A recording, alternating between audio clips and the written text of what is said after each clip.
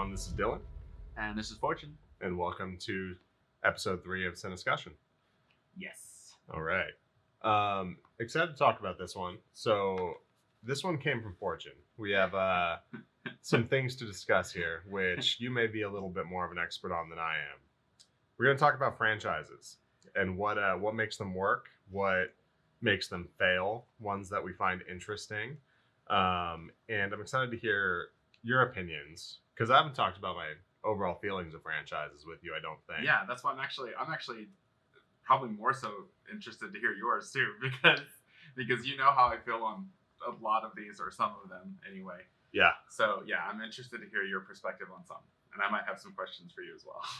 I'll dig into this, but I think almost all of the time, there are some outliers, but I think the stories always get worse and kind of diminishing quality.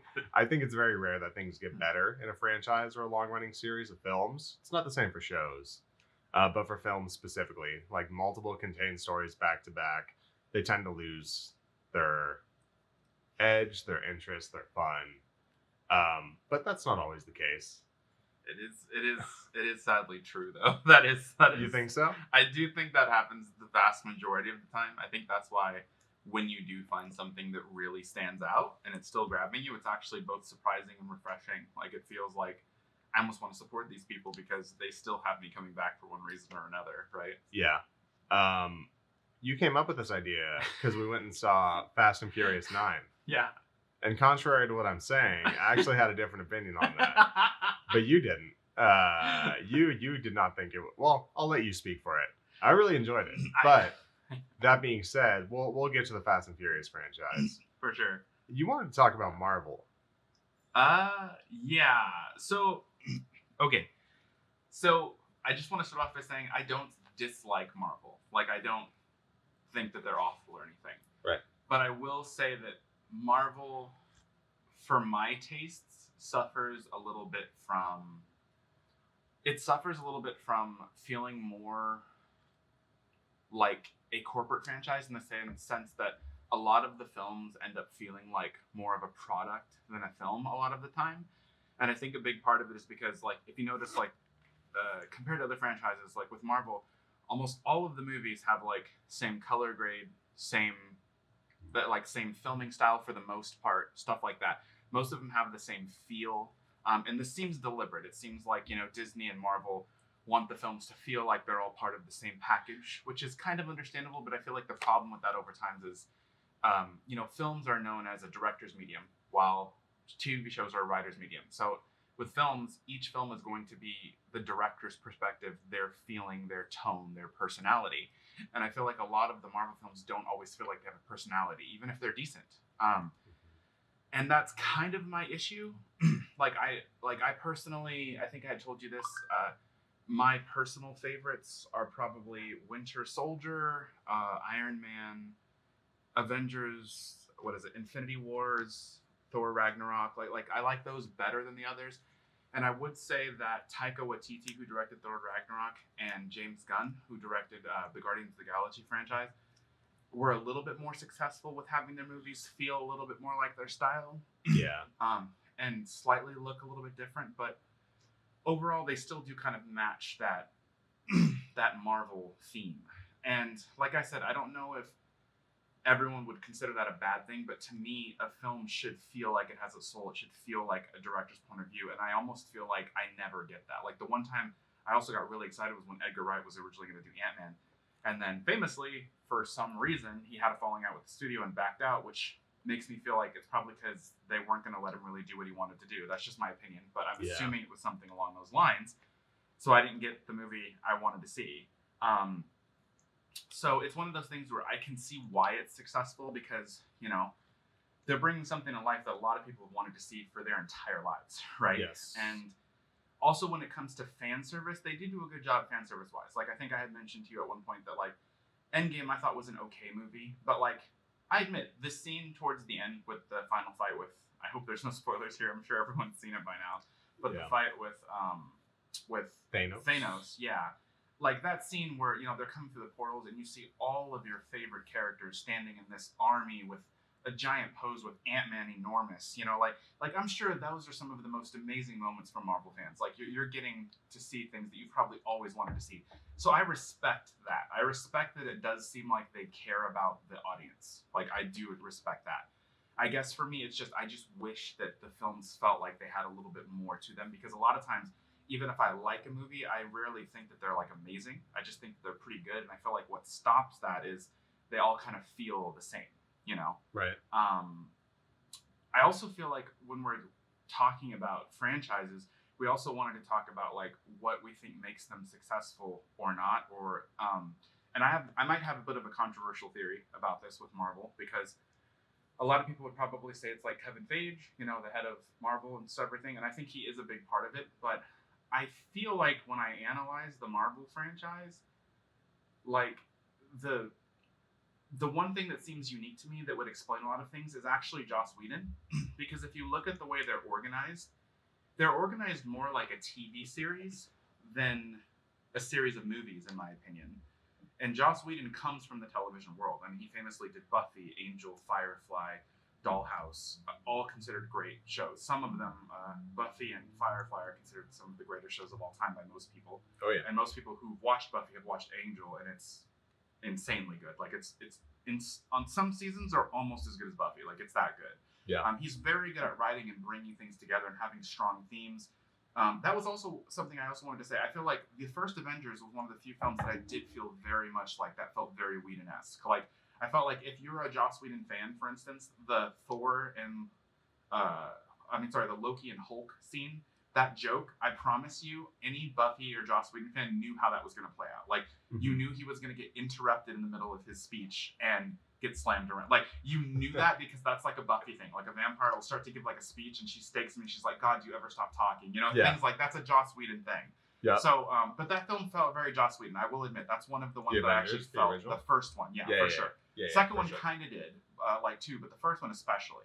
But I feel like if you think about it, they're treated like a TV show in the sense that, from what I was reading, he had a lot to do with a lot of the after scenes credits stuff that, like, for a lot of the films, especially once he came on board, and how they would all start connecting in the films. So if you think about it, each of the phases is like the season for each character.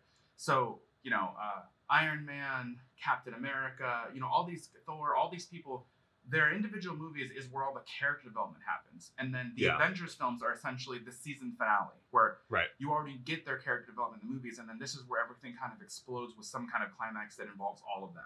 And each phase is like another season of a show, and then the Avengers is almost like the climax, like every time. So, and I feel like that follows like more of a TV show model than a film model, and that might be why it works so well, because they do feel interconnected through the cut scenes, and then how they start merging characters together, and the way the phases are told within the Avengers films.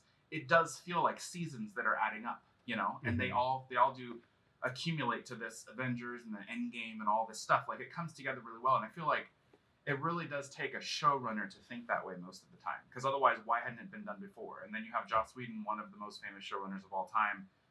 You know, so I mean, it's just my theory, and I may do a more in-depth analysis of that, but I really do feel like Joss Whedon is a big reason that Avengers is what it is, because they continued to follow that rubric even after he left after Age of Ultron. So I mean, that's just my opinion on it.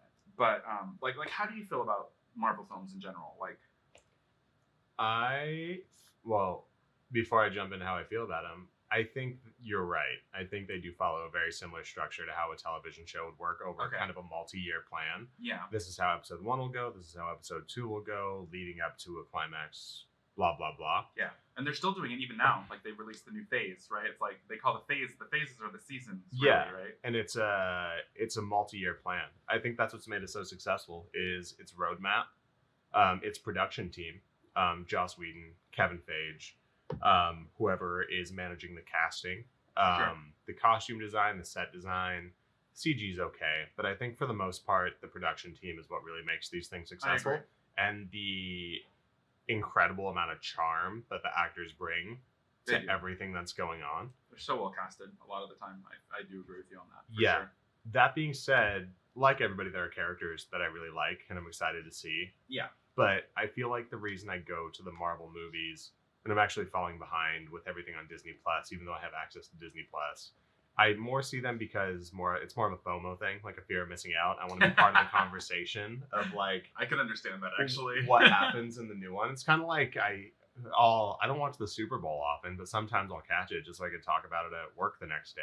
For sure. You know, but outside of a few characters that I find really endearing, I'm a huge fan of Captain America, but I'm also a huge fan of Superman. I just think I like the do-gooder character. Yeah. I like the moral quandaries that come with that, of the idea of somebody having to stick to their principles against all of this like danger and things that would be an easier route. So I take it you love the Dark Knight trilogy as well. Yeah. Oh yeah. Exactly, for sure. Love I can them. see that. Big time. But when it comes to, this isn't a new opinion, but I have a huge issue with the stakes. I don't think anyone's ever gonna I agree. get hurt. I don't think there's ever really any tension. Yeah. I think the action's fine. I don't get super excited about it, but I do think some of it's really cool. When Joss Whedon was at the helm, like in the first two Avengers movies, even though we both have issues with the second Avengers movie, I think the action in those movies and the shot list is so cool. For sure. And super exciting. I think that the second Avengers film also, I didn't hate it. I thought it was decent. Some people hated it. I thought it was decent. Like, it wasn't as good as the first one, but I thought it was all right. Like, so. But I think outside of a few memorable heroes and a few memorable villains, I think what makes it so incredible is the cultural phenomenon aspect at this point. I agree. I think what made it incredible from a build-up standpoint was everything I said before, the production team, the actors, the idea that I think it was in the first Hulk movie with Edward Norton before Mark Ruffalo took over, that after credit scene with Robert Downey Jr. coming in and sitting down with the general saying, I'm going to put together a team. Everybody was like, oh my God, this is about to be raw.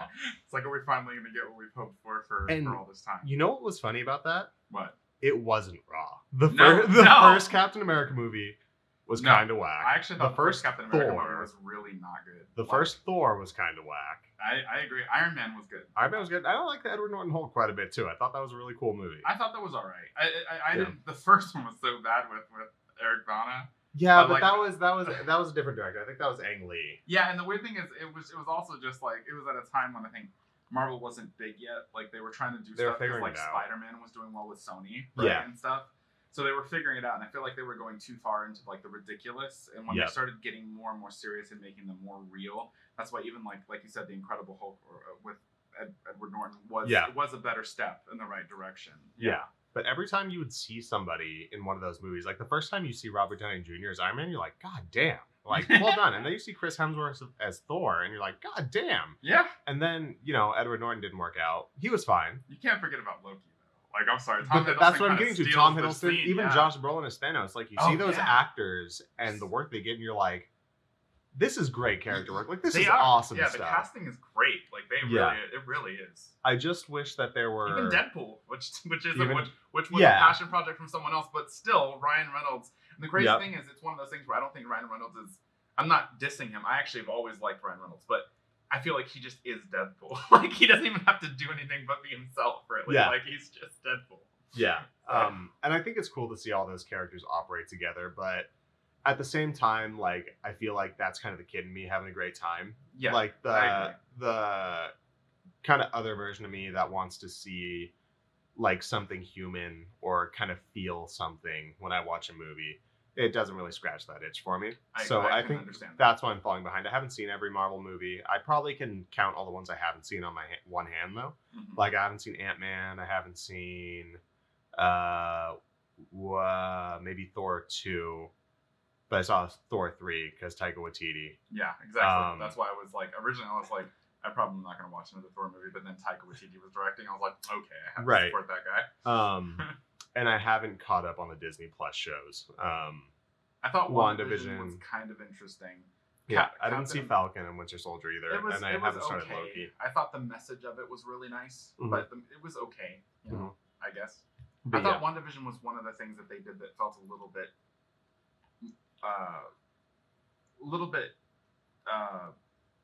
not risky, but a little bit more out there than what they normally do, which I thought was kind of refreshing. Felt like they were giving a little more creativity to the team. A little bit, yeah. And I think that's what's going on. That's kind of the downside with the production team. You mentioned the color grade, how they're all color graded similar. I also think they like to bring in more amateur directors or directors from television. So those directors maybe don't have the confidence to That's- speak up for what they want. You know, they that's want actually exactly something I was thinking too. Exactly. I'm so happy you said that because I was actually going to come around to that because yeah, I feel like the strong directors, aside from like Joss Whedon and stuff, yeah, did have a little bit more control. Mhm.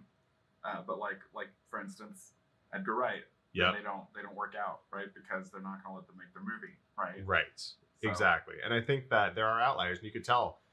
Guardians of the Galaxy yeah, might be my favorite standalone Marvel movie. I could see that. James Gunn's, yeah. That I really like Winter Soldier as well. Even though I think that movie, from a color palette standpoint, visually is kind of ugly. I don't disagree. But Yeah. I thought it was one of the times that Marvel, writing wise, did something a little bit more in the realm of really giving some characters some oomph. And, Yeah, I agree. Like, and it still wasn't up to par with like some like stuff outside of Marvel, but it was closer to like what I would like to see more of, as far as character and actually having backstory and having some kind of emotional weight that comes forward where you're like, okay, I feel a little bit of something there, you know, like, and I also have to say the Russos, whether you love their shot list or not, I do like the way they handle action. I like that with their action, it's just not a bunch of CG people getting thrown around. They like real stuntmen, real choreography. Like the Winter Soldier knife fight was great. Yeah. And that was actually really refreshing in the Marvel Universe. I was like, oh, wow. Yeah. Like, I was like, that's the kind of stuff I like to see and I always hoped I'd see with these characters when they're fighting, you know? So. And that felt like the coolest version of Captain America. Oh, for sure, bro. But at the same time, even though I love that, I love their stunt work within their action and their fight choreography. I still think it's shot very dull and boring. I don't necessarily disagree with that. Which is kind of a bummer because at the same, it's definitely kind of weighted between like this is really dope and also ugly. Sometimes I did feel like they did a little bit better with Avengers Infinity War. Personally, I thought absolutely. Like Endgame was okay, but I thought Infinity War was one of the better films in the sense that like because there's a second half that everyone who dies, it's not going to stay that way because there's a second half and there's no way they'd do that. Right. But even the idea that it at least happened at the end of the film, like I liked that. Like I liked that for once I was like, oh, that sucks. You know, like I actually was like, well, I like that it ended with them losing. Well, like I liked that. Like that was a little bit more interesting. Tom Holland's Peter Parker crying out to Iron Man, and you're like, my heart. Like, dude, seriously, I don't want to go. I don't want to go. Yeah, like that. Like, exactly. dude, it's so. And what I loved about his performance was it was fantastic, but it also seems like something a high schooler would say. You know, it's something because he's not even an adult yet. You know, you have all this responsibility. And you're this teenager. Yeah. And then you look at him like almost like a dad, and you're like, I don't want to go. I don't want to go. You're scared. Like, who wouldn't be scared, right? Yeah. And I remember when they cast Tom Holland, I didn't know who he was, but I saw him and I was like, oh yeah, he looks like Peter Parker. And then you see him on screen and you're like, holy shit. You're like, he's great. Like he really is. He is great. Perfect casting. Yeah, he is great. For this version of Spider-Man, he is really great. I like Tom Holland quite a bit, actually. Me too. I do feel like both of the Spider-Man movies are pretty good, but they feel like Marvel movies, you know. They do. And they do. Spider-Man is my favorite superhero. He's my favorite next to Superman. I know Marvel DC, but within Marvel, Spider-Man is my favorite. And I really liked Far From Home. Like, I liked it a lot. Just, I loved the villain. I liked... that was a little refreshing, too, with Jake Gyllenhaal. And I liked the take on Mysterio because he's an illusionist, but to bring that into the 21st century, and you get these really incredible sequences throughout the movie. That bar sequence, it was one of the few times I was like, okay, that's a bit refreshing. Like, that's actually okay. Like, it's almost like they tried to do kind of like what they did in Iron Man 3 with... but I know you famously like that film. I did not care for I'm that a Shane film. Black fan. Yeah, I like Shane. Like I loved Nice Guys for sure. I did not like The Predator. I wasn't a huge Iron Man 3 fan as far as Shane Black. That's that weird stuff that I like that they never do, where Shane Black's like, "Oh, you want me to make an Iron Man movie? Well, I'm not going to put him in a suit the whole movie." I know. I'm like, dope. Like, what a cool idea. What I didn't like though was like that they essentially threw away everything they built up with the villain for a joke. The Mandalorian stuff. Yeah. That was a pretty weak bait. And I feel like that's writing wise, that's the stuff. Also, Marvel's focus is so hard on being like family oriented that sometimes they'll ruin an emotional moment by making a joke. And it's like, you really need to let people feel something. Please, it's okay to let kids feel sad for a bit. It's okay to let kids feel happiness or fear. Like, it's okay. They should in this scene.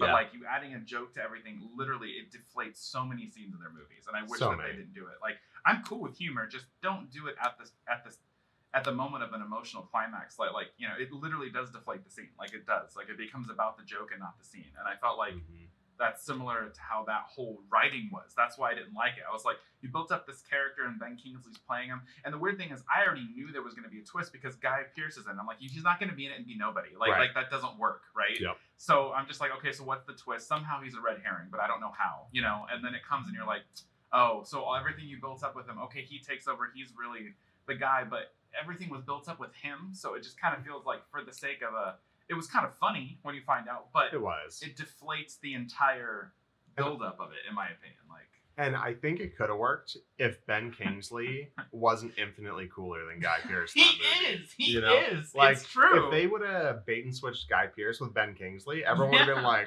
sick. For you know sure. what I mean? And I also feel like it also doesn't work because Guy Pearce is he's in the film throughout the film here and there, but he doesn't really have much of a presence. So when it switched, it just feels like a cop out. Like if you were going to do that, you needed to make him more involved in the story in some way. So that when that happened, you felt more betrayed or something. Like, you know, like it kind of seemed like he was just there to be given that mantle when it came time versus actually feeling like a real person that's involved. And when it happens, it actually shocks you for one reason or another, you know? Yeah. So, and that was kind of my issue with the film. Like, it had some cool scenes and stuff in it, but ultimately, writing-wise, I felt like it kind of fell apart there and it lost me. Like, that was just kind of how I was with that movie. I agree with that. And most of them lose me, if I'm being honest. But that one I thought was particularly interesting. But at the same time, like, even though I'm not interested about these movies, what you mentioned, the scene where every hero throughout this entire franchise steps out of the portals preparing to fight Thanos was one of the coolest things I've ever seen in a theater. Very cool. That was my favorite moment of Endgame. So, I mean, you get moments like that, and it's like, these series and, like, knowing what's going on is worth it. It is. For these big moments. It is. You know what I mean? So it's like, I do kind of want to stick along with it. I do have a good time. It's not something that I feel I have to see all of them opening weekend. I do like seeing the big ones on opening weekend, but that's more because of, you know, belief in the energy of being in a theater with a bunch of people looking at a big screen together. I'm with you. I love opening nights. So. And Marvel does that really well. You know, it's all that energy. So that's what I look forward to the most with this series. We talked about why it works. It's still not something that I love. Yeah, I'm with you. It's one of those things where I typically see them. Yeah. Like I like them enough that I keep seeing them, but I don't love them because of the reasons I said before. Yeah. It's more like I would just love to see that. I would love moving forward that seeing them start to give directors more control. It's okay if each film maybe feels different like a director, but they still have the characters you love, and when they come together, maybe have like all the Avengers movies feel like a Marvel movie. You know, like but let the directors kind of have a little bit more freedom, you know. Like I would like that. It would be fun. That's one thing the DC films right now that are doing that, whether you like them or not, I'm appreciating. Like I like that Wonder Woman is Patty Jenkins, and she's a very good director, and so whether you like them or not, like Wonder Woman, the first one, it looked fantastic. I haven't seen the second one. I've heard the trailer didn't like enthuse me, but like the first one. Oh, like, you didn't see Wonder Woman 2? No. I haven't. It was a doozy. I've heard. Yeah. And even the first one, I didn't think it was amazing. I thought it was okay, but like it looked gorgeous because she's a good director. It looks like her movie. Let me tell you about that score. And then Aquaman for the first one. For the first Wonder Woman movie, let me tell you about that guitar riff. That was incredible. It was I agree. And I actually found out recently. I believe like one of the guys that I told you I liked on YouTube that I showed you his videos. I believe he did a lot of the choreography in Wonder Woman, like the whole scene in the warehouse with all the fighting, the with the slow motion. Yeah. I believe I had read that he did that because in his reel, he does great work. It shows those shots of his reel and camera work. So I think he did. Yeah, he does. He does. But like, and then like even Aquaman, whether you liked it or not, it's a gorgeous movie, but it's James Wan, right? Like it's like at least I feel like I liked Aquaman. And I liked that it didn't take itself seriously. Like it knew what it was. It's like he's like the cheesiest of the Justice League for most people. It's like a Saturday morning cartoon. Let's have fun with this. But the shots, that movie is so gorgeously shot. Yeah. It's so much more beautiful than it has any right to be. It really is. You know, like people say Aquaman is one of those I've heard people say that Aquaman is one of those kind of like bad movies that ends up being really fun. I disagree. I think it's a really good movie. I actually think it's a good movie, yeah. And Yeah, it has a lot of dumb stuff, but if you consider Willem Dafoe riding a shark with a laser cannon dumb, then I want to see more dumb stuff all the time. Also, do you notice every time Aquaman comes up to William Dafoe, like 3 or 4 times in the movie, he's essentially telling Aquaman, "You don't know what you think you knew." Like, over and over again. I was like, he's basically telling him you're an idiot. Like, didn't he do that in Justice League too? Like he popped up in the Snyder Cut. He might have. He totally might have. Like, but I think that's a funny juxtaposition. The Marvel movies work and are so successful because of so much studio interference. The DC movies have been failing for so long because of so much studio interference. Where do you think the difference is? But if you think about it, like, Snyder did all the Batman movies, so those are all his take. But then the other films were like I felt like with Justice League, one of the big issues also was like they tried to copy the Avengers too quickly. Like you didn't have all your characters set up. Like I feel like people love the Justice League, but even juxtaposition now, Aquaman's already been out and stuff. It wasn't the first time it came out, so you have these characters that you seemingly introduced in that movie, which I don't think works in an ensemble film. Like you introduced the Flash and Aquaman in the movie. I don't think that works because I don't care about them. Like I feel like as a fan, you care that you finally get to see the Flash and Aquaman, but there's no development before they get there. That's why it worked with Avengers because they had their phase movies first. You know what I mean? Like and I felt like that's a problem. That's why even though like I know everyone likes Snyder Cut, to me it is a lot better than the original for sure. But I still think it's okay at best. Like I genuinely feel like it's graded so high because it's being compared to such trash that it was. And I feel like it's okay, but there are so many plot issues in that movie. Like just the fact that he's on the planet, he sees the frickin' symbol and then he forgets where it is apparently. What's it called? The something code. Yeah, the dark seed or whatever his name is. Like dark seed, right? Like dark side. Dark side, yeah, there you go. Like, but he forgets where it is. The Omega code.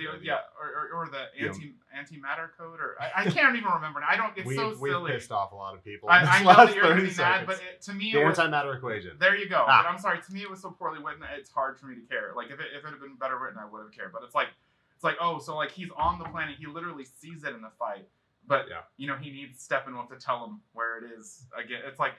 You saw it at the beginning of the movie. He slams it into the earth. So I really enjoyed the Snyder Cut, and watching it, there were so many big moments that it blows my mind. I don't know if these were already shot or if they weren't, but there were so many big moments that I don't understand why so much of it was cut. Yeah. I understand you got different visions and all of these things. I mean, I do understand, but it was really unfortunate, the final product, the original. Well, he had to leave because, didn't his daughter die or something? She did. Like it was really tragic. Yeah. But, I mean, really from a studio management standpoint, it couldn't be helped. But I feel like a lot of people like to blame Joss Whedon, and I feel like, I promise you, when he came in, there were things he wasn't allowed to do too, and the studio probably put crunches on him, like it has to be X long and everything. So he probably came into a mess and just did the best he could. Because I really do feel that way, because like even Snyder's original cut was not going to be 4 hours. Like it was going to be like, I think 3 or something like that from what I had read. Listening to him discuss his original vision and then the things he added after feedback from the first one, and his original intention was 2 films, creating one story.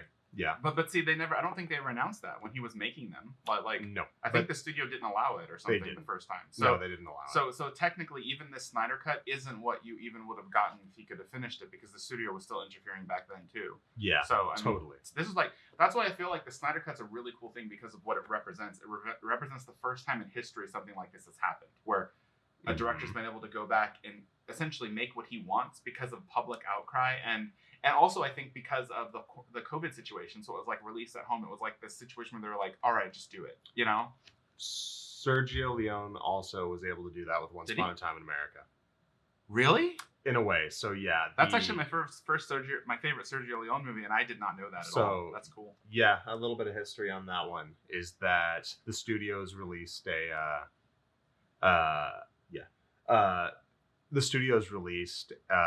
final cut of that film that he didn't have final say on the edit, and it was received very poorly.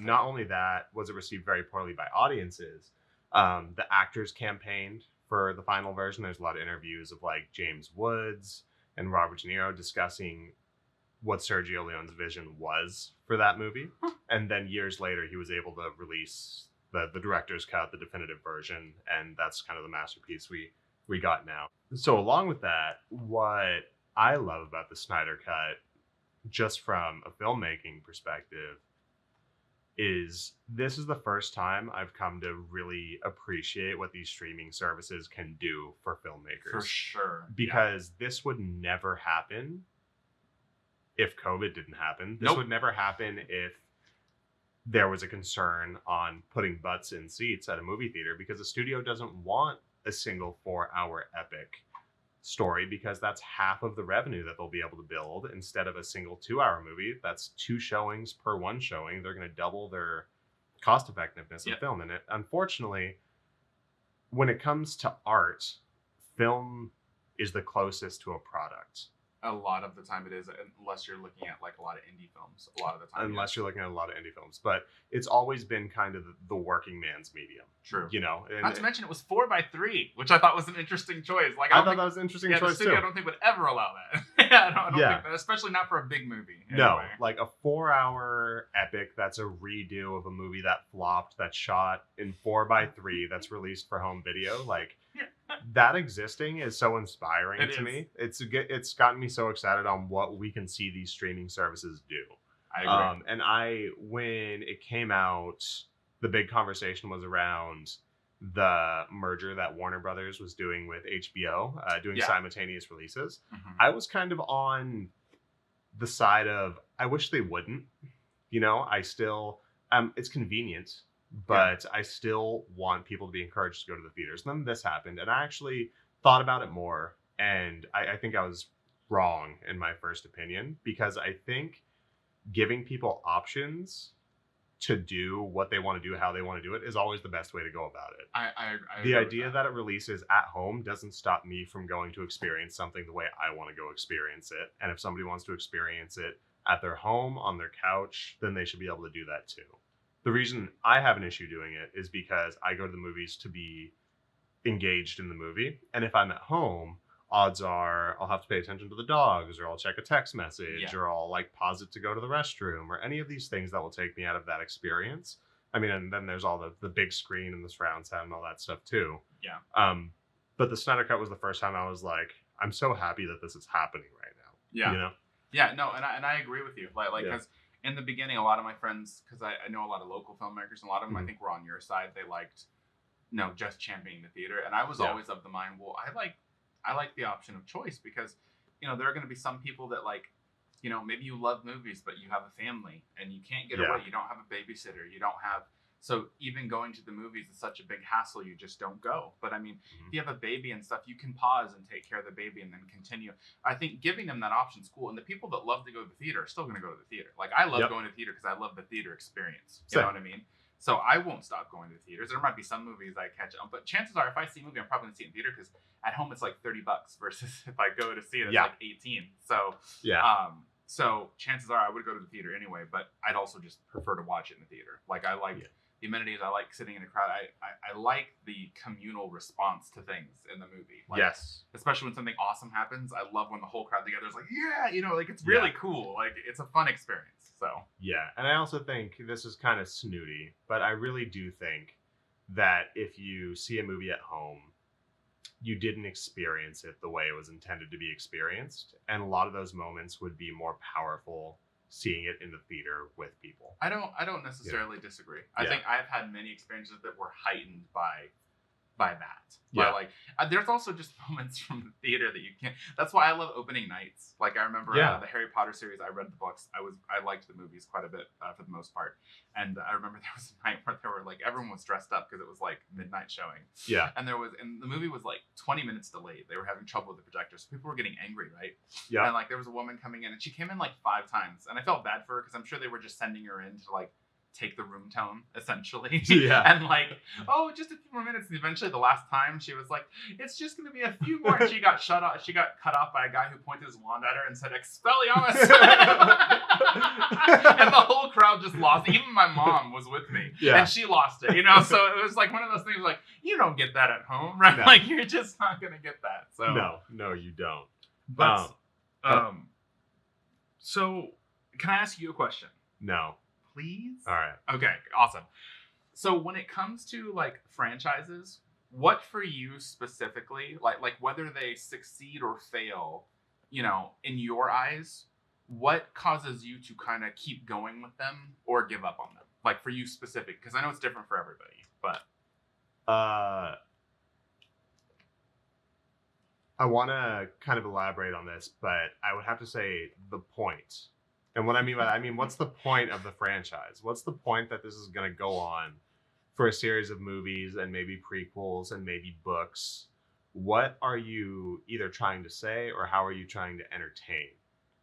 I'll use an example of two very different franchises that I've been watching recently, and that's Saw oh no, and The Fast and the Furious. So also funny enough, I didn't like The Fast and the Furious as much as I do now when I originally saw it. And I liked Saw much more than I do now I used to like it much more than I do now from when I originally saw it. Mm-hmm. And from what my understanding is the point of these two franchises, Saw, the entire point of why this franchise exists is kind of the serial killer's philosophy, like rehabilitating yourself to be worthy of your own life. Which I personally thought worked well in the first two films, then after that. But that's just my opinion. I think it worked okay in the first one. I don't think it worked particularly well in the second one. And I think it all goes downhill from there. It does. In really funny, kind of goofy ways. But out the gate, even with this series, I don't agree with the philosophy. I think it's stupid. You know what I mean? Yeah. It's it starts off with, I don't remember the what the first victims did in the first movie. But I will say, I'll use an example of where it gets to when it gets really bad. Mm-hmm. It was at the beginning of Saw 7, and I just watched this last night. You didn't think it got bad till 7? No, I think it got bad. I think it got bad at 2. I was gonna say I was out once it got to 3. Yeah, 3's my least favorite, but I remember starting 7 because it starts out, and you go through some really vile people in this. You go through all sorts of like racists and people scamming the insurance system to gain more money, and people misrepresenting in the medical field, and all of these people who you're not really upset that they're being brutalized. You're like, fuck those people. Exactly. But I remember the 7th one started, and it starts with 3 people. 2 men have a giant saw blade in the middle of them, and there's a woman hanging above them, slowly being lowered onto the saw. And it turns out that this woman has been sleeping with these 2 guys. She's been holding 2 relationships, right? And Jigsaw pops on, and he's like, and that's worth dying over? And she's like, she's been playing you. Stacy's been toxic. And I was like, this is some real low hanging fruit. Are you serious? Like, it gets to the point where I'm like, it's dumb. It's like, you've been running your mouth. You don't deserve lips. Like, I think it's completely ridiculous. I never bought onto it.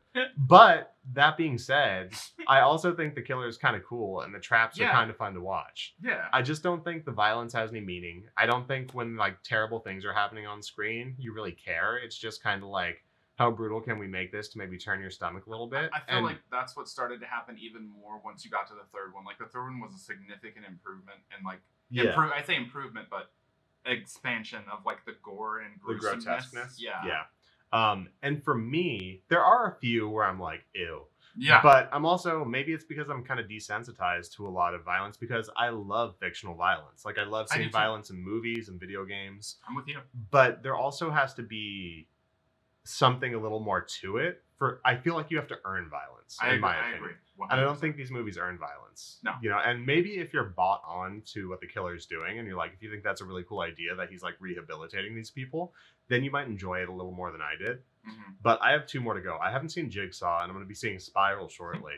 But this has been going downhill for about 5 movies, but I need to know what happens at this point. I also just want to clarify something earlier. I said on the third one I was out.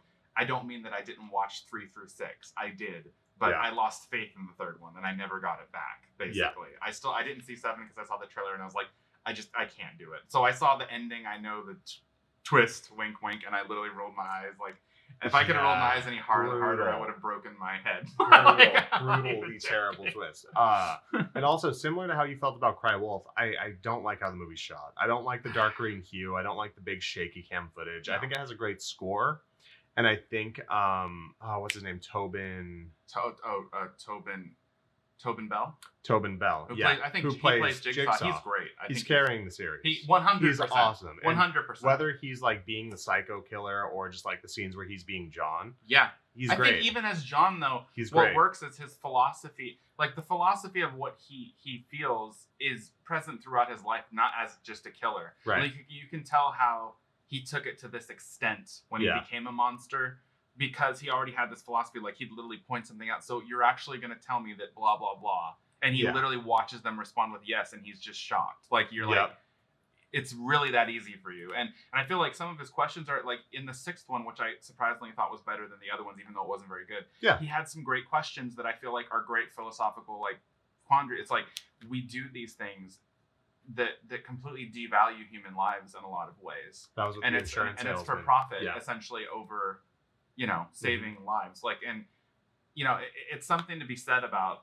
And I do feel like Jigsaw's philosophy, I don't agree with it, but I have to be honest, I do find it interesting. Like to some extent, at least in the first one. Yeah. The second one I still enjoyed, but I didn't think it was nearly as good, because I think I told you the idea of putting an innocent kid in the midst of something. It doesn't completely go against his philosophy, but it's like so borderline that I'm like, come on. That's why the ending of the third one completely just lost me. I was like, so the girl's stuck in a place because you failed? Like, that doesn't even seem like something Jigsaw would do. Like, even the kid, even making sure he was safe seemed borderline. So the fact that this girl's just screwed because you screwed, that was like, the writing went off the cliff, like in the third one. So, and then for about 4 movies in a row, the main story has to do with some sort of detective or journalist, and it's like, I want to play a game. Can you not be an asshole for 2 hours? Basically. And they can't do it. No, they just can't. Everybody sucks. Everyone deserves to die. But that's because starting with 4 through 7, those were different writers and directors. They were the same ones, and they wrote all of them. And essentially, the way it worked is the business model. I believe if you look at all of them, 4 through 7, I think even the second one, they all have an exact $10 million budget. It never got upped. Oh, I didn't know. And they would all make a ton of money. They would all make like $100 million each. Yep. So it was a great business model. Totally.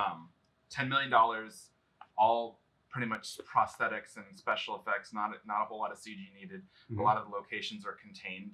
Yeah. And then you make $100 million off each movie. So Lionsgate was like, ka-ching, And I would say, not that he gave like an amazing performance, but kind of the guy who takes over after Jigsaw, the actor who plays Detective Hoffman, I kind of enjoyed him. Did you? I did. Like, I don't think he was great, but maybe he was just like so ruthless that I was kind of interested to see how he would kind of get in and out of these situations. Not saying it was written well or it was good, but his scenes did keep me engaged. I did like, I won't lie, you can laugh at me. Even though I didn't think it was a good movie, I did like the ending of the 5th one. What happened? Where the guy takes him out of the coffin. Oh. And it was all about like knowing what the guy would do. Yep. And then the guy throws him in there and he just stops struggling and you realize, if you had just stayed in the coffin, like... Do you see what I mean? Can you not be an asshole for 2 hours? Yeah, exactly. Can you not be an asshole? And then he saves himself in the 6th one. The wife thinks she screws him over, and he actually has the goal to use the. But what I think is the only thing that's interesting about that is I don't love him like you do, but what I do like about him is he proves that as far as a Jigsaw disciple, he is a survivor. Like like he figures out the one time he gets screwed, he survives something that typically is unsurvivable. Like he uses the door to lock it. He's going to rip out the side of his face too, but he did. And I also don't love him. No, okay. I don't love anything about this series. I tolerate it. Yeah, you're so nice. I couldn't do 7. I just couldn't. But so I have 2 more to go on that, and then the opposite. I do as well. So I think the point of that is the killer's philosophy. For sure. Going to the other series that I've been watching, Fast and Furious, which is also a big stupid franchise. I think the point is the dynamic of the characters. I think it's a meme and it's hilarious. It's family. It's the family. It's the family. Yeah. But you know what? Seeing, rest in peace Paul Walker and Vin Diesel and Michelle Rodriguez and eventually The Rock and Jason Statham and Gal Gadot, all these like amazing actors, watching them work together is so great. It is a fun ensemble. I remember saying we left Fast 9 and I was like, I like watching these characters act together more than I like watching the Avengers act together. Not saying the Fast and Furious movies are better than the Avengers movies. No. But I'm more interested to see what these characters will go through because I feel like I like the ensemble and I like the tests that they go through together. And then when they're doing big stupid stuff and jumping cars across islands and flying cars across like towers in Dubai and doing all this like driving across the ice stupid in stuff. Antarctica with a submarine chasing. Exactly. I'm just kind of like, you know what it is? I'm like watching it and I'm like, I don't want you guys to die. Yeah, like, you know actually like them. You like the family.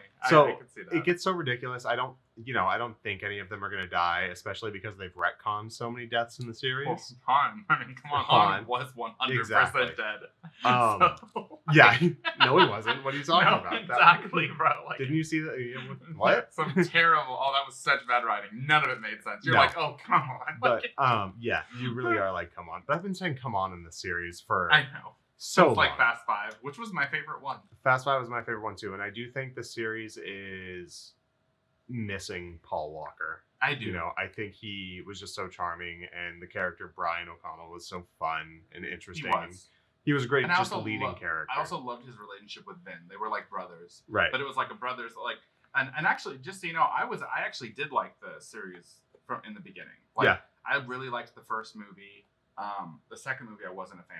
But then I really liked Tokyo Drift. Like I thought Tyrese and Ludacris were cool from the second movie. Yeah. But the overall plot was just kind of for me. But I surprisingly liked Tokyo Drift, even though it didn't have any of the characters. I did not think it was a cool movie. Yeah, and that was the first Justin Lin movie who took over the franchise. Then Fast 4, I thought was kind of bad, actually. I feel like that was when the series shifted to what it was eventually going to become. It was starting. It got more like bombastic. It was still racing, but it became a revenge plot because you thought Letty was dead versus being about the racing. It wasn't great. Yeah. But it was the shift, you know. It 100% was the shift. But then the fifth one is when you actually brought all the characters together. Like you brought back the people from Fast 2. Yeah. Pretty much everybody except Fast 3. And that's when you formed essentially the new Ocean's 11 family kind of thing. And then there was the whole Brazil sequence, which is amazing and unrealistic, but you don't care. It's awesome, right? Exactly. Yeah. So this ninth one got real self-referential with how silly this series has become. And it worked for me. I know it didn't work for you. I know. There's like, I'm sorry. Like, I know there's like jokes about them never die. Okay, so guys, just so you know, right here, we're going to discuss some mild spoilers. Mm-hmm. So right here, 3, 2, 1. I'm about to do some spoilers for Fast 9. Yeah. Just give it like a couple minutes and fast forward if you want to skip those, okay? So essentially, like, there's a lot of jokes about them like never dying in the show, and there's also jokes that like eventually they'll go to space. Yep. So they decided to get too self-referential to me, and in the story, Tyrese basically thinks that they're superheroes and they can't die because he doesn't die. Yep. And they go to space. So but I feel like even though they're ridiculous, they always walk this ridiculous line of being super ridiculous, but there's some grounding to some extent. Like, it's not so far beyond the pale that it's insanity. And I feel like the last one with the ice and submarine was getting really close, but like I can kind of deal.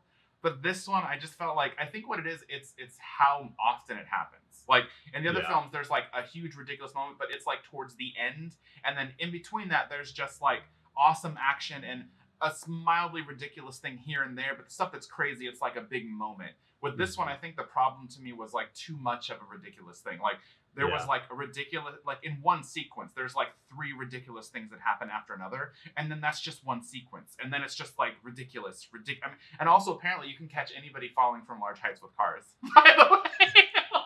Yeah, cars are cushions. Cars are cushions. So I'll stop there, spoiler wise. So if you're paying attention to the podcast, this is where the spoilers end for Fast. No, it's not. Oh no, it's not. Okay. So if you followed the series of Fast and the Furious like I have, you'll notice that the series started with a heist crew stealing VCRs, and what you fail to understand is through their conflicts and the villains that they have to face, they have been progressively getting more powerful for about 9 movies. So each game they level up their power. This is an anime. Okay, this is a shonen. It's a shonen. So I think with each success in surviving, they get stronger. Exactly, because if you look at Vin Diesel from the first movie, who barely survived jumping a car across a train track and it getting hit. Yeah, because it was realistic. Right. But he also survived 7 other movies, and now he can Hulk about 30 people with an iron bar. You can also smash his head through a wall in a doorway, and he's fine. By exactly.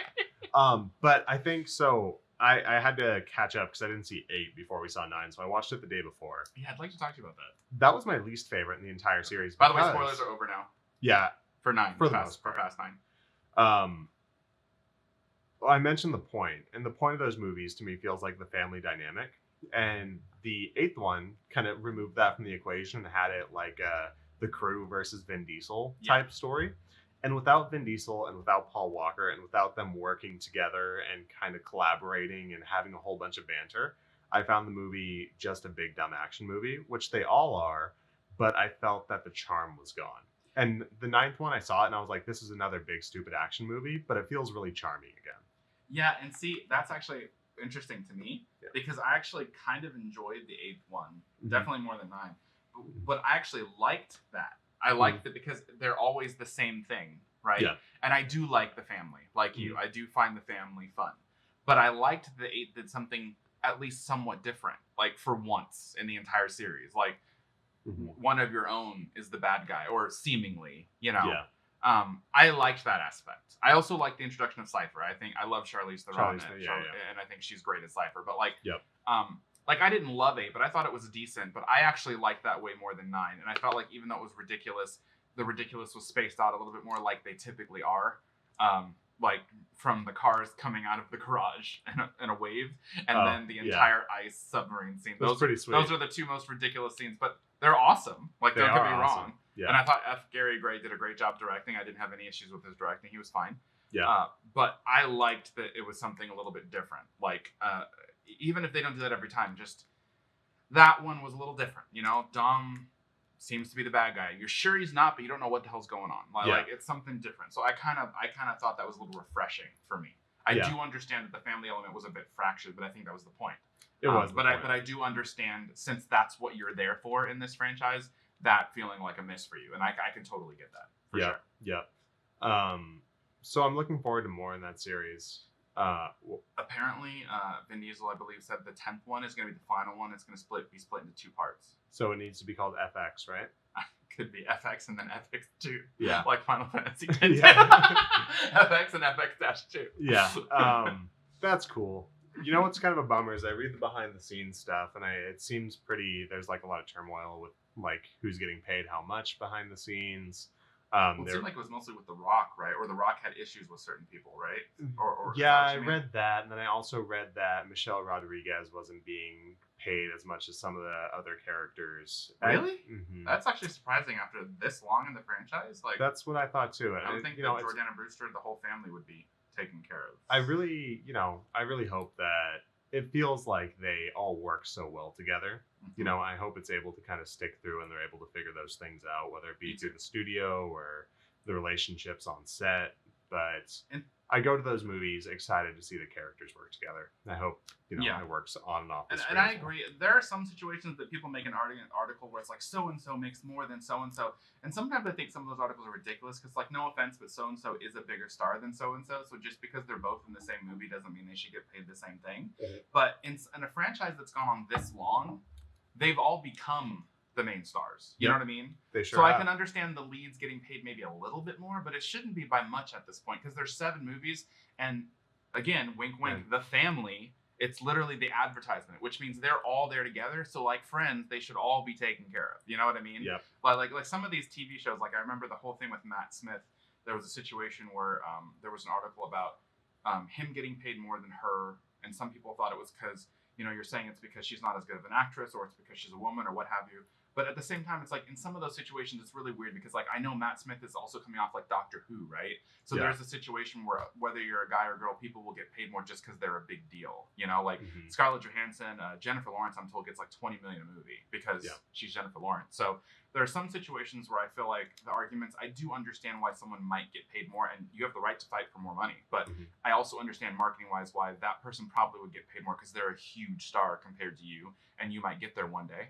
But what have you. But like I feel like for something with Fast, that's actually really disappointing because they've been a part of this franchise for so long. And Michelle's was in the first one. Yep. So there's like not really, so is Jordana Brewster actually. Yep. So like all of them have been a part of this for so long now. It doesn't seem like there's much of an excuse for them not to be getting paid like really well if ever other people are. Like No. That's kind of disappointing to hear, to be honest. So. Yeah, we lack a lot of information there, but True. What we've read, it does seem disappointing. Of course. No, we're not saying definitively, just based on what you've read. Like that's I feel you. Yeah. I asked you to do something over the past 2 weeks. Yes, I did. You did. So when you said you wanted to talk about franchises, if you can't tell from my tone, You they're made not a something. demand. I made a demand. There's not something I really look forward to with franchises. I don't really care for them for the most part, but there is one that's gotten under my skin a little bit. Yeah, it's The Lord of the Rings. Yeah. So you had never seen the extended editions. True. I love the theatrical versions. I think they're pretty much masterpieces. But I had never seen the extended editions because they're like 4 hours a piece, and I wasn't. They sure are. Yeah. They sure are. I've seen the extended editions. I couldn't tell you how many times I've seen the extended editions. I believe you. I haven't bought the 4K set yet, but I have the special edition Blu-ray set. You will. With the gold boxes, and I see it sitting on my TV stand right now. Of course. There are a few things that I own that are more important than that box set. Got it. Fortune? Feel sorry for your dogs. They love it too. Fortune. Yes. What did you think about my favorite thing? Okay, so I will go into it. Keeping it short, just for a quick synopsis beforehand. I really, really enjoyed it. I liked it about as much as I liked the theatrical version. In some ways I do like it more, but I don't know if I liked it enough to warrant watching that over the theatrical cuts a majority of the time when I go back and rewatch the series. I did like it. I thought, like, I can understand how if you love that world, a lot of that extra stuff is just great to just be there and get to see it. There were certain things that I definitely wished were in the theatrical cut. Like, I personally thought the entire situation in the Elven Forest, what is it, Forlorn Forest or something like that, is it Galadriel, the Elf Queen? That whole situation at the end of Fellowship, there's like an extra, 20 minutes there in that forest. I loved all of that. I wish that had been in the Fellowship. I really, really do. Mm-hmm. But there are also scenes that, they add information, but I don't really always feel like they added enough that it needed to be there. Also, in terms of just when you're editing, you want a good flowing cut, right? There are some scenes that added stuff, but I do feel like it flows better without them sometimes. I'm curious your examples, and I only say that because I have not seen the theatrical versions. I've seen them once. Yeah. I saw all the extended versions, and those have been the versions I've watched, so I don't remember. The only problem is I didn't make a ton of notes. That's right. But in the first one, they're just for instance, even just in the Shire, there's a moment where it kind of cuts to Frodo and Bilbo's talking about the ring, or no, he's talking about he's kind of talking to himself, and Frodo realizes something's wrong, but that's not in the original, and it adds a little bit to Frodo kind of even understanding even more so that maybe Bilbo's serious about leaving. But compared to the way the original flowed, I feel like the flow of the original was better and it wasn't really needed. I don't feel like it added enough that it needed to be there, but it was interesting. I didn't hate it at all, but I can see why that wasn't necessary in their cut. Yeah. There are some things in the Two Towers I really liked that were there, things that they added that I didn't think completely. One thing that kind of bothered me, and I know it's probably in the book, but I forgot the girl, the woman that I love, the one that's from Rohan, who ends up going to war in the third one. She's awesome, and she takes down the Oliphant by herself, and then she's like, "I have no men," and she stabs the Wraith King. She is awesome. She's so cool. Yep. But there's one thing that's in the third movie I really don't like it, and it's essentially, what is it, Fenrir, Boromir's brother. Yep. She's in love with Aragorn, and then he kind of has to turn her down. She kind of realizes it, but then suddenly Fenrir gives her a look. None of that was in the original. Yeah. None of that was in the original. Yeah. And he gives her a look, in one scene, and then later suddenly she when they think they towards the end they might die, and he grabs her hand and she holds his and she puts her head on his shoulder they've known each other for a while. And I was like, okay, so I was like, I see why they cut that, because there wasn't enough film that it feels like that was earned at all. So there's things like that I'm like, no, just no. Yeah. But then there are other things that are I loved the extended foray into the cave where Aragorn breaks the deal with the dead soldiers. Oh yeah. Yeah, because in the original, I don't think so. I think I remember in the original, I'm pretty sure it cut when he says, "What say you?" and then it cuts away. But in this one, there's like this whole thing where it starts shaking and the skulls come flying out. And he pulls the sword. Yeah, and he pulls the sword, and like they're trying to get out with like all these millions of souls, skulls just coming out and almost throwing them off of a cliff. Yeah. And I can understand why they cut the first scene of them like once the dead agree to the terms and they like invade those ships that are coming in. I do understand why they cut that, because essentially if you think about it, that whole scene just repeats twice, because like there's essentially a scene where the ships see them standing there and then they just come blasting through and that's all you see, and then that's the exact same thing when they come off the ships. But I still liked the whole sequence with the skulls and then like escaping and then the king coming out and agreeing. I think it would have been better to cut there. That's just, and it's only like an extra, 5 minutes or something, but I liked it. Like there are some things I definitely feel like add to the movie. And there's so many scenes throughout that it's hard for me to dictate like right now by memory what I liked and didn't like. Overall, I do feel like I liked it a little bit more. I just don't know if it warrants that long, like an hour extra per movie. So, like, I would most likely watch, for me personally. Oh, I also I like actually seeing how Saruman died. I can't believe they cut because I always wondered that. I'm like, he just kind of shuts himself into the tower.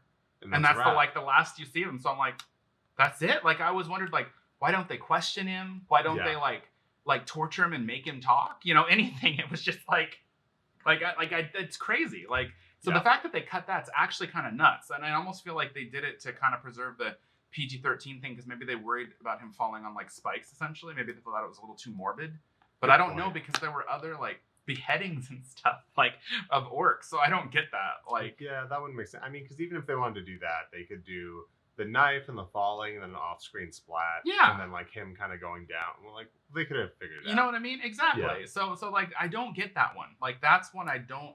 That one I literally cannot understand why they cut out. Like because there's so many questions about why didn't you question Saruman? Why doesn't he just show? Because plus you also leave him alive. Wouldn't he just like show up and betray you like the moment he I was very confused about that in the movie. It was like one of those questions. The other thing, writing wise, that I always was like, I love Lord of the Rings and I call it a masterpiece, but there's like one thing that was one thing in the original, but then there was one other thing I was like, can I call it a masterpiece? Because I feel like there's a whole sequence that only works because of really stupid writing, in my opinion. I know it was probably from the original author, but like the whole scene where essentially Sam only gets in to save Frodo because the orcs start fighting and basically kill each other. I was like, come on. Like, and essentially that scene goes on longer in this, and I was just like, this scene was already hard for me to believe. Like, first of all, you're all serving Sauron. First of all, you're fighting over stuff that you know you can't have, and Sauron will kill all of you if you do it, first of all. But you're following him blindly the whole movie, so I doubt you'd even do this. But then suddenly, not only is this, but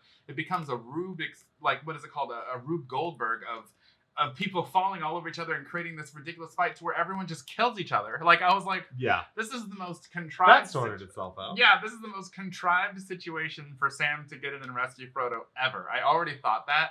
So to me, extending that scene was a bad idea. That's just... but yeah, like, overall, I did like it. I'm not saying I didn't like it.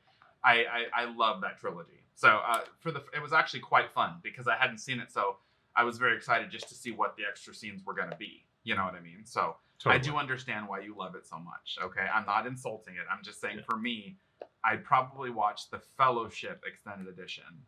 Yeah. And then the rest I'd probably be fine with watching the regulars. Like, because the stuff that I liked, but the Fellowship, that the forest scene with Galadriel, I really liked that. Like, and the rest of the stuff I liked it, but like I'd probably be fine with just watching the regular Two Towers and Return of the King. But that's just me. Yeah. For me, I'm going to speak kind of broadly. I'm not going to get too in the weeds. But every time I sit down to watch Lord of the Rings, which, like we talked about, it's always the extended edition, so I don't tend to watch them one or the other. I tend to start at Fellowship, and over the course of a couple days, I'll watch through the entire series. Sure, of course. It feels like it's revisiting my favorite story. And it's a classic kind of hero story. But I think where it stands apart to me and what makes it so emotionally compelling is kind of what Frodo goes through throughout the entire story. There are so many kind of invincible characters who we see go through danger in so many different stories, but it's very rare that we see somebody who we spend over an hour kind of seeing his beautiful way of life. It's like, dude, I wake up, I tend my garden, I smoke with my boys, I go and celebrate everybody's birthday with the whole town. Like the old people are like griping with each other, but The everybody. long bottom leaf. Yeah, exactly. Like he has a beautiful life, and then He you does. see that. You see what it's going to become. You see, the armies of Sauron. You see all this industrialization and the orcs doing all of this insane labor and the machinery kind of moving across, and you're like, that's not good. Exactly. And you see this guy who's not equipped in the slightest to be able to do what he needs to do after they get to Riverwood. I may be mispronouncing because I suck. Rivendell. Only because I just watched it, I remember a little bit. You see him get to Rivendell, and you see him take on the ring, and you know that that's only halfway through the first film. What I find interesting about that rewatching it, because it's been a while, is you almost don't know if he took it on to do the right thing, or if because he'd already touched the ring and it was calling to him, and he didn't want anyone else to touch it. Like exactly. What I love about that is watching again, you're like, was it actually out of doing the right thing, or was it because like it was calling to you and you didn't want anyone else to have it? And that even gives more context to that look Gandalf gives when Frodo says, I'll take it. And then it doesn't give a close-up on Frodo or the group. It gives a close-up on Gandalf. And he's like, oh. And it's all pity. It's so pity. And you don't know if it's because this hobbit's the only one brave enough to take it and he's screwed and Gandalf worried, or if it's because the ring's already corrupting him, or if it's both. Right? Yeah, like you have no clue, right? Exactly. But watching him go through from the Mines of Moria to the battle at Helm's Deep to climbing Mount Doom, all of these things you see. I don't think Frodo was at Helm's Deep, was he? Oh, I'm sorry. No, Frodo was not at Helm's Deep, but him going through like Shelob's Lair, all of these insane kind of moments, and he just keeps pushing through, but he can't do it. You know, and that was my favorite part, that he was unable to do it, but only through his friend who was with him being able to push him through that. I haven't seen many stories kind of take that route. With the idea, it's like honesty. That's not just you; it's the people around you. It was just the whole idea that he wants to do the right thing, and he is a wonderful person. He's just a normal person, but he wants the best way of life. But he's incapable, and only through the ring does corrupt him. Essentially. So kind of experiencing that every time. Plus, the action. I love the way. Oddly enough, I love the way masculinity is portrayed in that movie. Everybody is a little softer than kind of regular action heroes. Everybody's a bit more empathetic and caring. I agree. Like Aragorn will kick your ass, but he's understanding to other people's plights. He's not trying to be some just asshole dominant, person at all. And I don't see kind of action heroes portrayed that way. I feel action heroes are generally portrayed as the can do, will do all the time, get it done by any means kind of archetype. You know what I mean? So I think there's just so many good ideas in what is essentially just a regular hero's journey, and to make it last and be compelling for 12 hours of a single story, because it is a trilogy of movies, but it's a single story. It is. The next one starts when the previous one ends. Yeah. And that's something I was thinking about when I finally watched it. I'm like, I know it is really long, but it's also just like having your favorite miniseries on HBO that's maybe 13 episodes and they're each an hour, right? Right. Essentially, that's what it's like watching that, really. Yeah. And it really wasn't that big deal when I started watching. I was like, because I haven't seen even the originals in like a good 4 years or so. But like another thing is that I also thought that, rewatching it, another thing that I liked. Hey, buddy, sorry, that's the dog, guys. Yeah, adorable. Free the dog. But another thing that I liked is watching again. Like it totally reinforces that. Honestly, the MVP of that show is Samwise. Like I'm not joking. Absolutely. Like Samwise literally comes through in every moment that he could. He even has the ring for a while. Yep. And even though it starts to tempt him, he does give it to Frodo. And a lot of people weren't even able to do that. Like Gollum touched it once, and he was like, "I'm killing my friend. No one's touching the ring." Smeagol's like, "I just saw it. I haven't even touched it yet." He's like, "It's my birthday." Yeah, it's my birthday. And murders his friend and never looks back. I mean, there's, Deagle.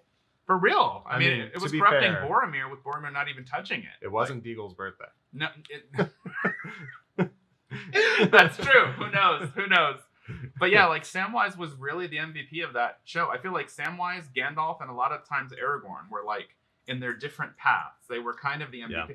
I also forgot how much I loved the relationship between Gimli and Legolas. Yeah. Like the competition that they have, but they're friends. But they have this like I forgot about the counting. Like that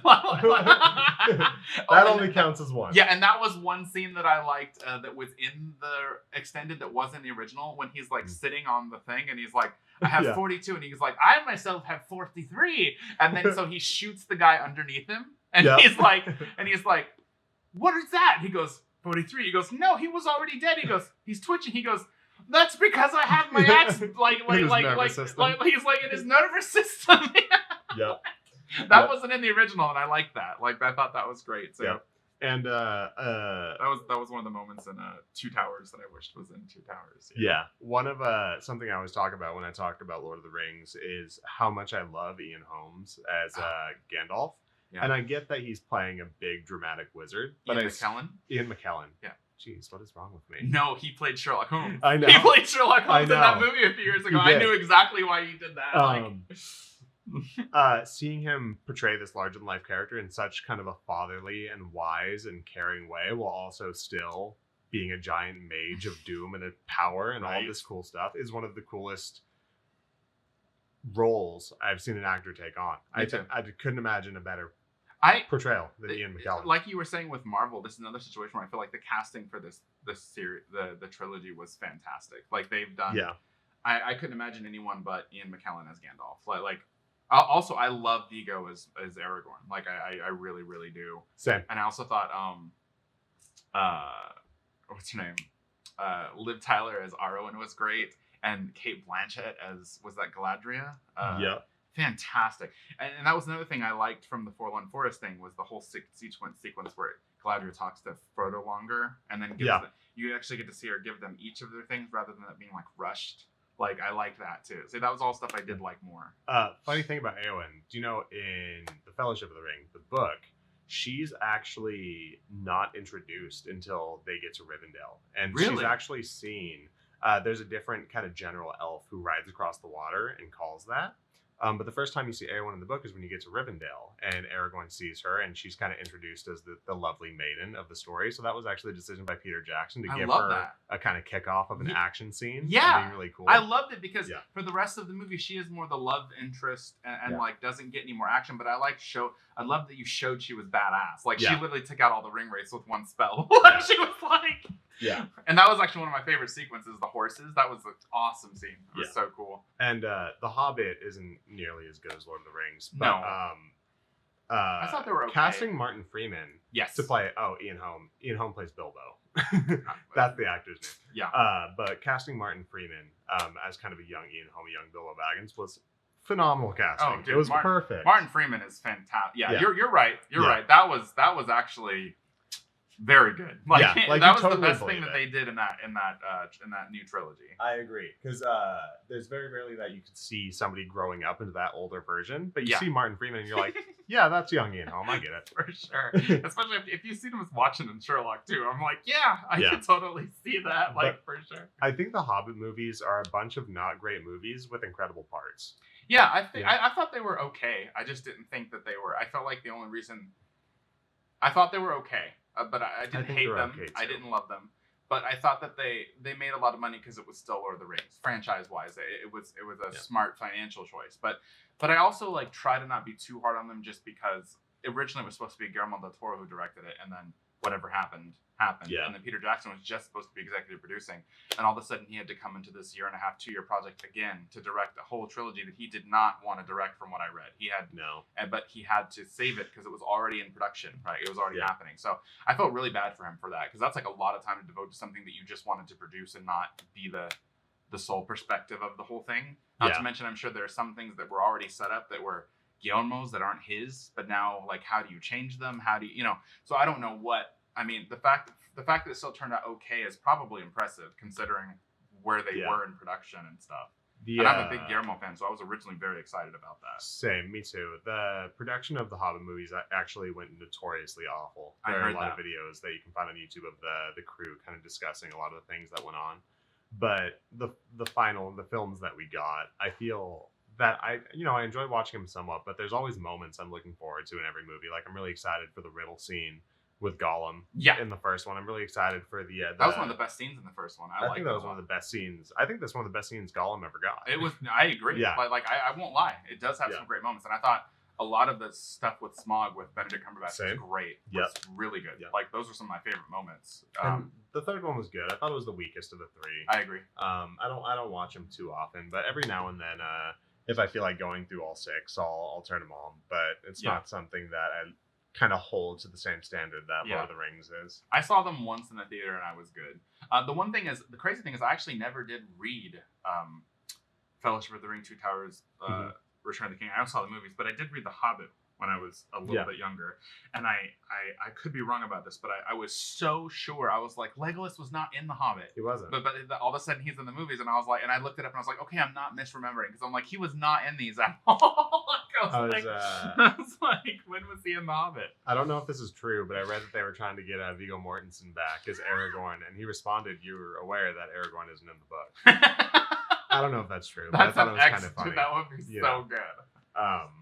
But yeah, I'm happy you watched it, and I'm happy you enjoyed it. Those movies mean a lot to me.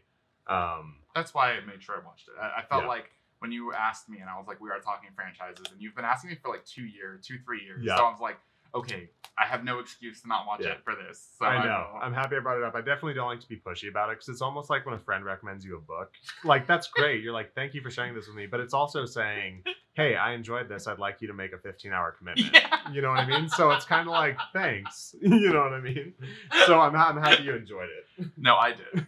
But yeah, ultimately, I mean, these are some franchises that we love. So, I mean, I can understand that. Like, I would have to say that Lord of the Rings, another one of my favorite franchises, like, I know we're probably going to wrap up here soon, but like, another one of my favorite franchises that I actually think they did a great job with all the way through was Harry Potter. Like, I really enjoy the Harry Potter franchise. I thought, I actually hadn't read the first 2 books, but I liked the movies. So I started with the 3rd book before the 3rd movie came out. Oh. And then at that point, the new book was the 5th one. So I read 3, 4, 5, loved them.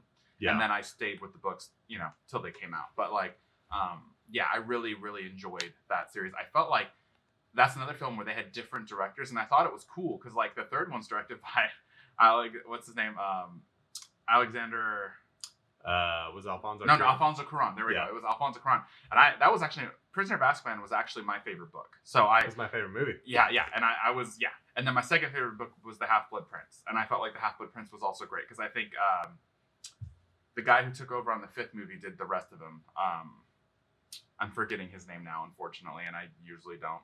But anyway, I thought that they were good all the way through. Was it David Yates? David Yates. Yeah, there you go. But he did a great job as well. I also felt like it's one of the few times where I can understand making some cuts to make it more cinematic or making some changes. Yeah. And I felt like a lot of the ones they did made sense. I actually thought the weakest film for me actually was the Goblet of Fire, which is a lot of people's one of the favorite books. So like it was one of those things where some of the choices they make were okay, but I actually felt like just the direction in that one felt a little bit more generic, personally, for my tastes. And that was actually a really great book, so it was kind of odd.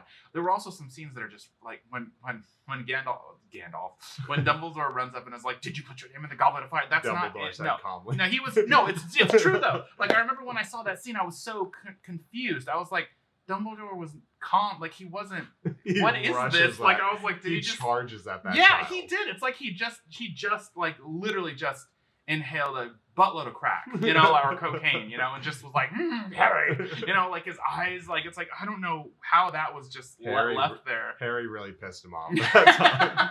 Harry has been out of line many times in the past, but that time Harry really got to him. It's like I was supposed to be off duty. I'm just snorting. You just ruined everything. Like it's like, dude. Yeah, I agree. I feel like the Goblet of Fire was the weakest movie, but it also introduces Voldemort. And Ralph it does. Fiennes is awesome. And that was great. Intro, yeah. That scene was great. Yeah, his whole birth and everything was awesome. Like they did a very good job on that. And also, again, great casting on everybody in that thing. And then Ralph Fiennes, and then Snape.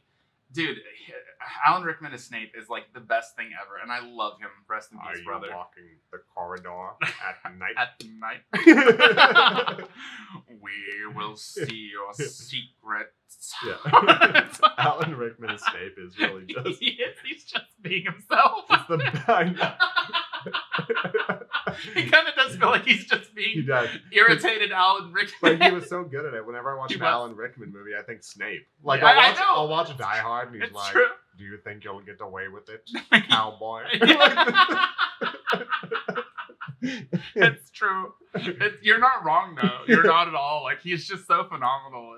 And I've seen him play parts where he really transforms, too. He's great. But, like, a lot of times Alan Rickman is very much the Alan Rickman way of doing things. Speaking of Die Hard, I watched The Sixth Sense, and I've been meaning to watch it for a while. I haven't seen it in like a good 6 years. You should watch it again. Actually, I'd love to talk with you about it. I really enjoyed it more this time than the first time. But it also made me realize that there are two eras of Bruce Willis. There's Bruce Willis movies with hair and Bruce Willis movies without hair. And he was a phenomenally better actor when he had with hair. They are very different.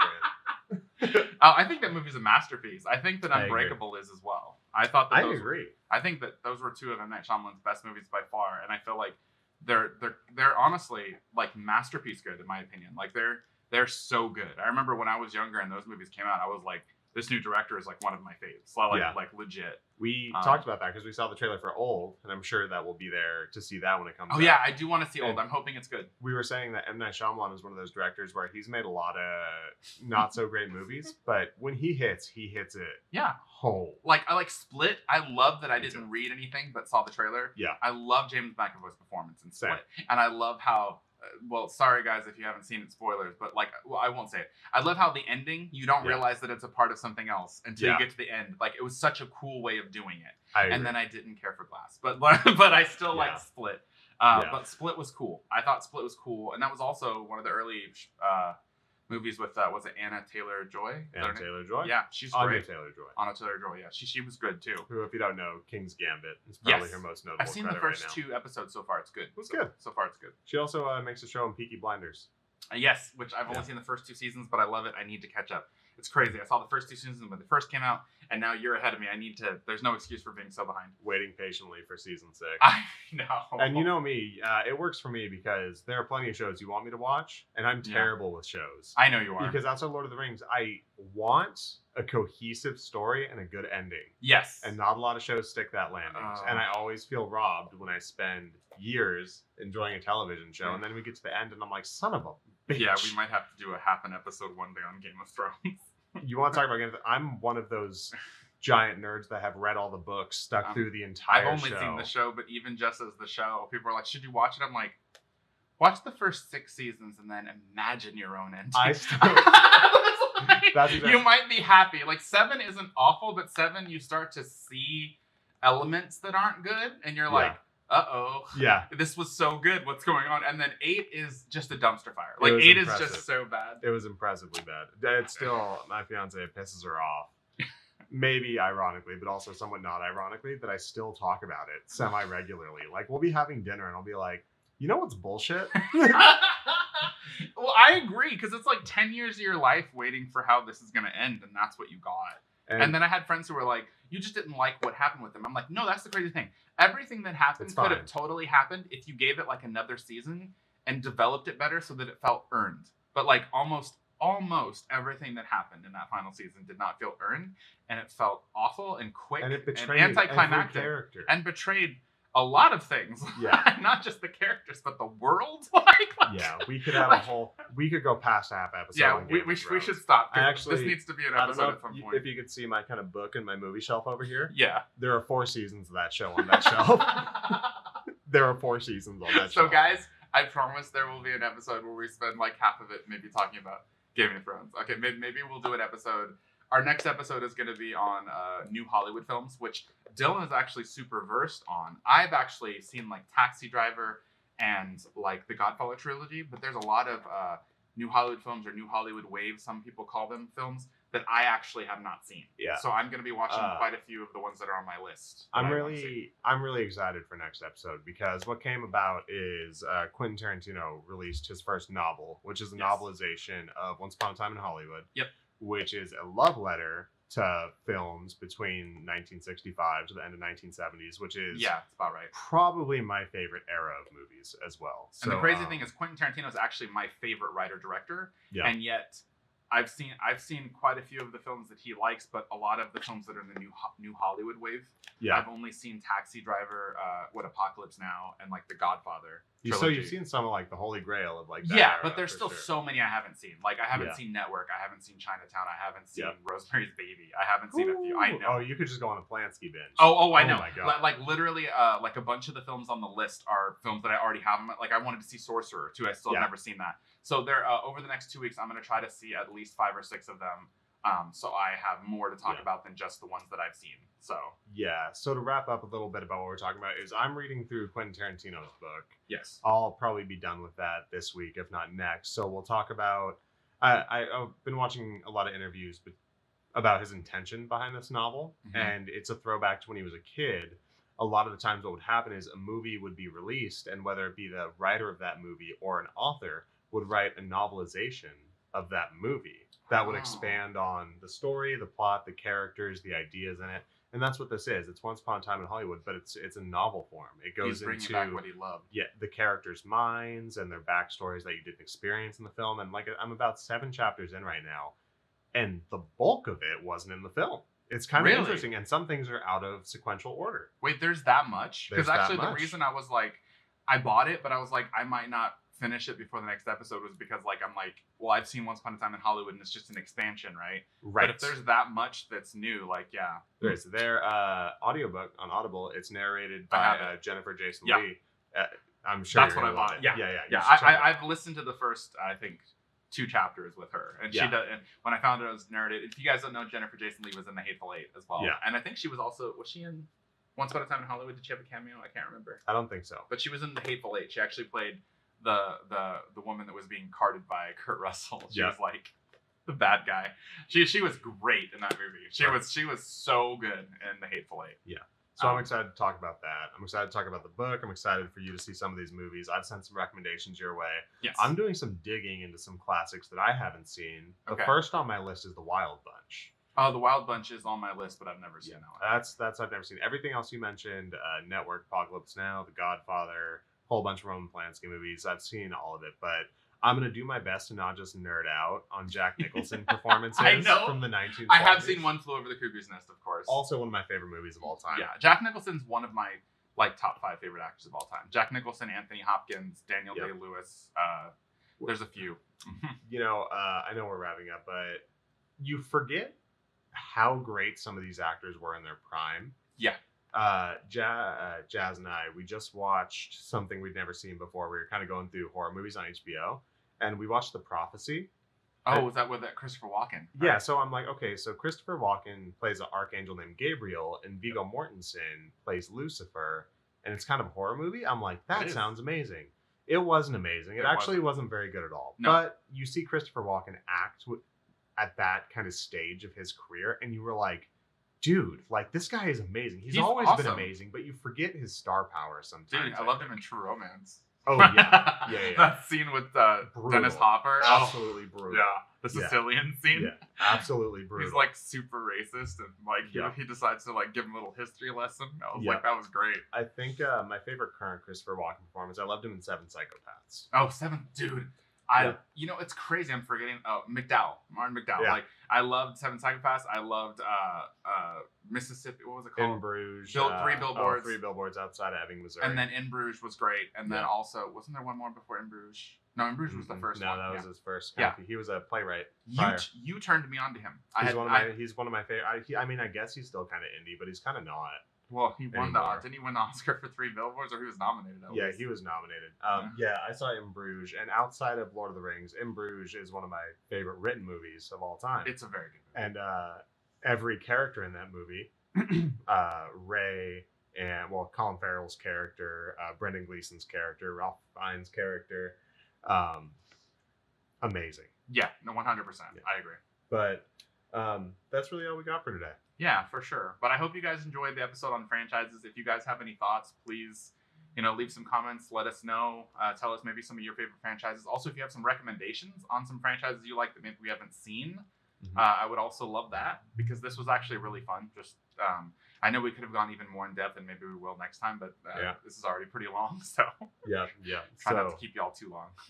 thanks for hanging out with us for another episode. We're excited to talk New Hollywood and Quentin's new book in a couple weeks. For sure, I can always talk about Quentin Tarantino. So. Oh yeah, both of us. All right, guys. Thanks again. All right, have a good one.